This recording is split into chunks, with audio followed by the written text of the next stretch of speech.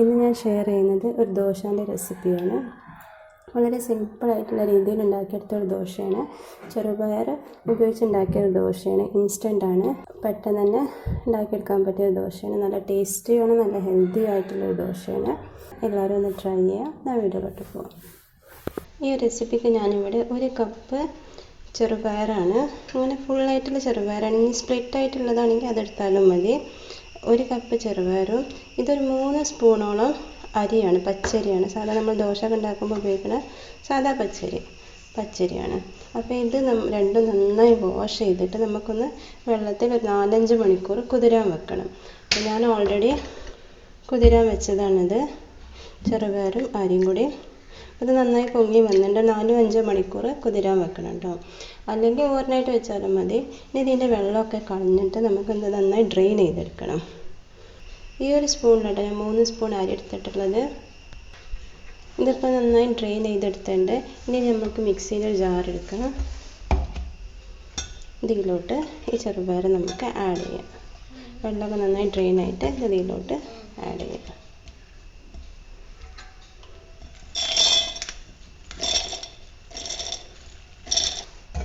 എൻ്റെ ജാറ് ചെറുതാട്ടോ, അപ്പോൾ എനിക്ക് ഒറ്റ ട്രിപ്പിൽ തന്നെ ഇത് ഫുള്ളായി അരയ്ക്കാൻ കഴിയില്ല.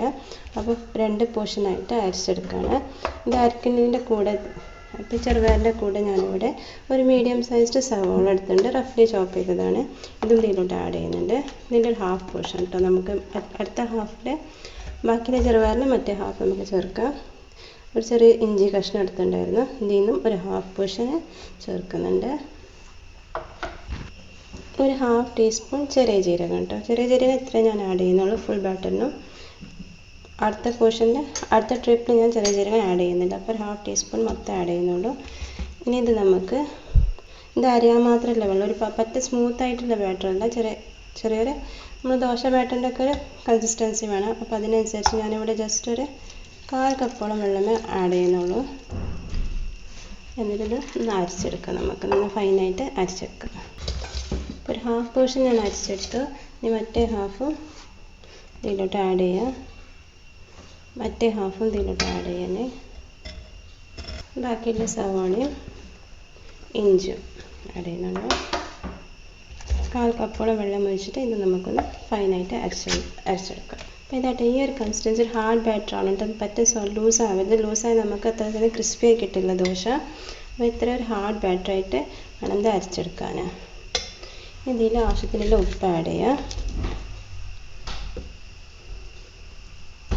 നന്നായി മിക്സ് ചെയ്യാം. ഗ്യാസിൽ പാൻ വെച്ചിട്ടുണ്ട്. പാൻ ഇപ്പോൾ ചൂടായിട്ട് നമുക്കതൊന്ന് ഓയിലിട്ട് ഒന്ന് ബ്രഷ് ചെയ്യാം. എന്നിട്ട് തീ മീഡിയത്തിൽ വെച്ചിട്ട് വേണം നമ്മളെ മാവിന് ഒരു തവി ബാറ്റർ എടുത്തിട്ട് നടക്കി വയ്ക്കുക. എന്നിട്ട് ഇങ്ങനെ ചുറ്റി കൊടുക്കുക. ദോശ ഒക്കെ ചെയ്യുന്ന അതേ രീതിയിൽ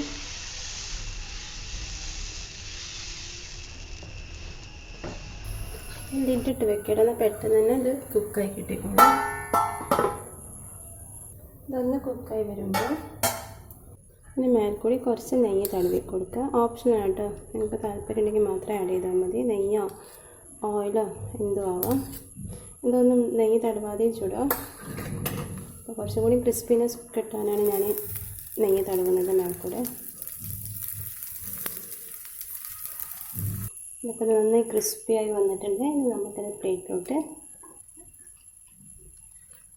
പ്ലേറ്റിലോട്ട് മാറ്റാം. നല്ല ക്രിസ്പി ദോശയായി കിട്ടിയിട്ടുണ്ട്. ഇതേ രീതിയിൽ എല്ലാതും നമുക്കൊന്ന് ചുട്ടെടുക്കാം.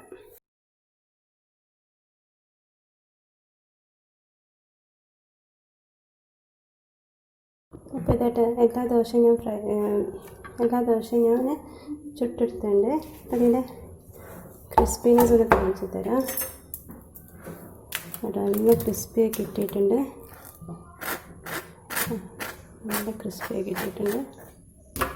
അപ്പോൾ എല്ലാവരും ഒന്ന് ട്രൈ ചെയ്യുക. എന്നിട്ട് ഫീഡ്ബാക്ക് കമൻറ്റിൽ അറിയിക്കുക. ഈ ഒരു ദോശയ്ക്ക് പ്രത്യേകത ശ്രദ്ധിക്കുക, നമുക്ക് കറിയൊന്നും വേണ്ട, അല്ലാതെ തന്നെ നല്ല ടേസ്റ്റിയാണ്. പിന്നെ ഇത് ഞാൻ സെർവ് ചെയ്തിട്ടുണ്ട് കോക്കനട്ട് ചട്നിയും തക്കാളി ചട്നിയും കൂട്ടിയിട്ടാണ്. അപ്പം